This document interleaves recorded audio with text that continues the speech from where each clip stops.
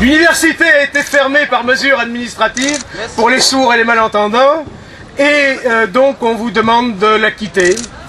C'est la conséquence de ces affrontements qui a conduit la présidence de l'université à fermer l'établissement.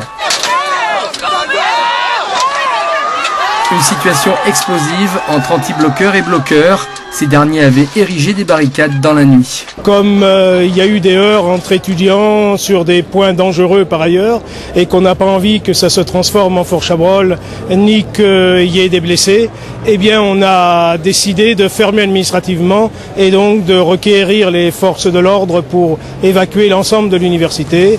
Si les étudiants grévistes en sont venus là, c'est à cause de la décision unilatérale de fermeture du site Percier.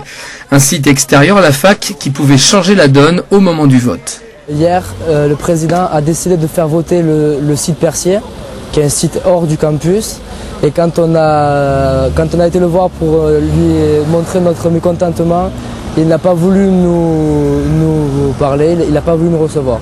La question du site Percier, donc qui concerne STIH, c'est quoi? C'est que ils sont quand même un nombre assez important et ils sont tous contre blocage. Donc la crainte qui vient de la part des grévistes bloqueurs, c'est que ça fasse un gros pourcentage en plus pour nous, qui nous donnerait la majorité. Et on sait très bien que si le vote s'était déroulé ainsi, ce serait le cas.